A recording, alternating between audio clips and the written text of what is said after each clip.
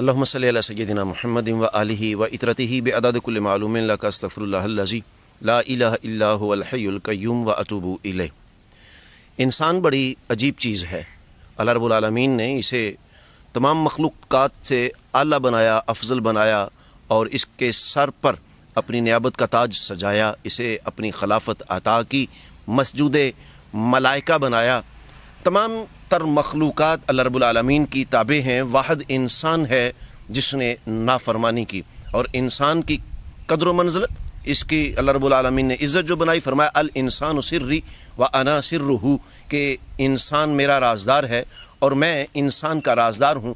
مگر یہ واحد مخلوق ہے 18,000 مخلوقات میں سے جو نافرمانی پر اتر آئی۔ پرندے گھونسلوں سے صبح اڑتے ہیں، شام کو لوٹتے ہیں، صبح پر جھاڑ کر اڑے، شام کو پر جھاڑ کر واپس آئے، سارا دن سیر بھی ہوئے، نافرمان نہیں ہوئے۔ پرند چرند درند خزند کوئی مخلوق بھی اللہ رب العالمین کی نافرمان نہیں ہے۔ واحد انسان ہے جس کے ساتھ اللہ رب العالمین نے اتنے سارے وعدے بھی کیے ہیں، مگر یہ مسلسل نافرمانی پر اتر آیا۔ جب اقتدار ملا تو یہ فرعون بن گیا، جب روپیہ پیسہ دن دولت آیا تو یہ حامان و شداد بن گیا۔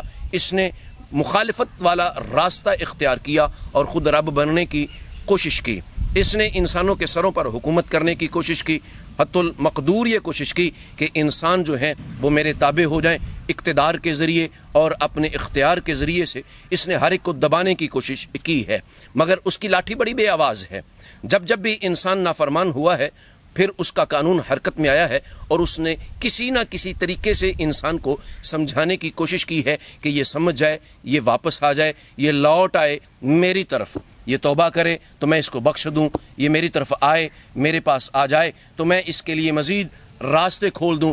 جنت اس کے لیے ہے، جنت کے محلات اس کے لیے ہیں، نباتات، جمادات، حیوانات، ساری کائنات اس کے لیے ہے۔ یہ انسان صرف اور صرف میرا تابع دار بن جائے اور میری بارگاہ میں جھکنے والا ہو جائے تو سارا کچھ اس کا ہے۔ مگر جب بھی انسان کے پاس اقتدار آیا، جب بھی اس کے پاس دولت آئی ہے، یہ نافرمان ہوا ہے۔ احباب ذی وقار وقت بڑا عجیب سا آ گیا ہے۔ نبی رحمت صلی اللہ تعالیٰ علیہ وآلہ وبارک وسلم کی بعثت کے بعد، چونکہ اللہ رب العالمین نے اپنے محبوب سے یہ وعدہ کیا ہے کہ اے محبوب، میں تیری امت کے چہرے نہیں بگاڑوں گا، تیری امت پر کوئی ایسا عذاب نہیں اتاروں گا جس کے ذریعے سے اے محبوب تجھے ندامت اٹھانی پڑے۔ تو آج ہم اگر دیکھتے ہیں تو وہ برائیاں جو ساری اقوام میں پہلے ہوا کرتی تھیں، آج سمٹ کر اس تمام برائیاں اس امت میں آ چکی ہیں، مگر یہ اس کی کرم نوازی ہے۔ یا ایھا الانسان ما غرک بربک الکریم کے تحت وہ اتنا کریم کہ سارا کچھ دیکھ رہا ہے، اتنے گناہ روز دیکھتا ہے، مگر پھر بھی وہ ہم پر عذاب نہیں اتار رہا، ہم پر کرم پہ کرم بالائے کرم کیے جا رہا ہے۔ مولانا روم رحمۃ اللہ تعالیٰ علیہ بڑی خوبصورت ایک بات لکھتے ہیں مثنوی شریف میں انسان کے بارے میں، کہ انسان جو ہے یہ آج کے دور کی بات وہ سمجھانے کے لیے بڑی خوبصورت بات کرتے ہیں کہ کسی تاجر کے پاس ایک طوطا تھا، اور اس طوطے کو انہوں نے سبق پڑھایا کہ اے طوطے، میں تجھے ایک ایسا سبق دیتا ہوں، اگر تو یاد کر لے گا تو پھر تو کسی اور کے جال میں کبھی نہیں پھنسے گا۔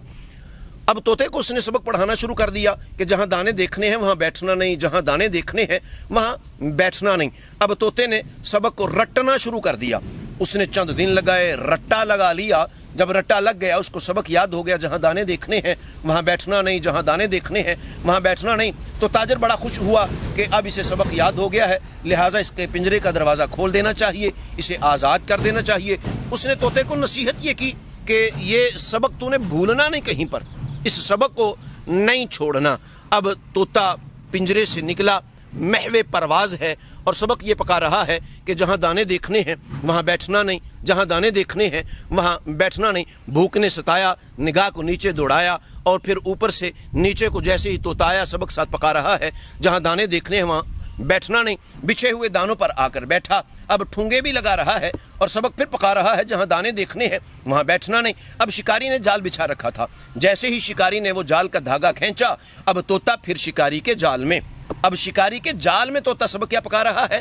جہاں دانے دیکھنے ہیں وہاں بیٹھنا نہیں، جہاں دانے دیکھنے ہیں وہاں بیٹھنا نہیں۔ اب شکاری نے یوں ہاتھ ڈالا، طوطے کو پکڑا، اب شکاری کے ہاتھ میں ہے طوطا، اور سبق یہ پکا رہا ہے جہاں دانے دیکھنے ہیں وہاں بیٹھنا نہیں، جہاں دانے دیکھنے ہیں وہاں بیٹھنا نہیں۔ تو شکاری بڑا متعجب ہوا، حیران ہو کے وہ پوچھتا ہے اے طوطے تیرا سبق بہت اچھا ہے، بہت بڑا تیرا سبق ہے، پھر تو جال میں کیوں کر پھنس گیا؟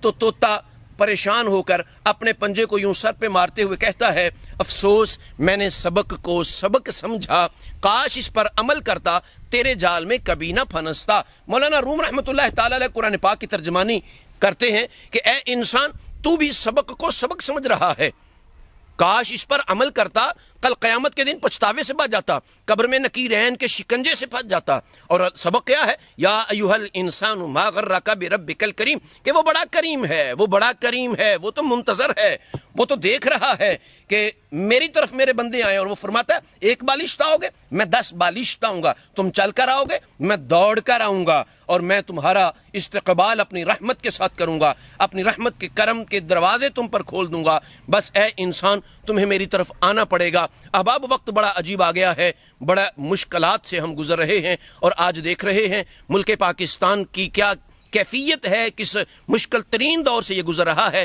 کہ پانی چاروں طرف سے امڑ آیا ہے، شہر کے شہر بہتے چلے جا رہے ہیں، انسان تنکوں کی مانند پانی میں بہہ رہے ہیں، جانوروں کا حال کوئی نہیں ہے، اوپر سے بارش برس رہی ہے، سائبان نہ رہا، کھانے کے لیے نوالا نہ رہا، اور پھر آج جو ہمارے سامنے یہ کیفیات ہیں دیکھ کر پھر تو ہمیں توبہ کر لینی چاہیے، ہمیں لوٹ آنا چاہیے واپس اپنے رب کی طرف کہ وہ بڑا کریم ہے۔ جب ہم اس کی طرف لوٹ آئیں گے تو پھر انشاءاللہ تعالی اس کا کرم ہوگا، اس کا فضل ہوگا، پھر عذاب نہیں آئے گا بلکہ اس کے کرم کے دروازے کھل جائیں گے اور اس کی رحمت کے دروازے کھل جائیں گے۔ دنیا میں بھی عزت سے ہمیں نوازے گا، آخرت میں بھی عزت سے ہمیں نوازے گا، مگر شرط یہ ہے کہ ہم اس کی طرف لوٹ آئیں۔ اللہ رب العالمین ہمیں اپنی طرف پلٹنے کی توفیق عطا فرمائے، آمین۔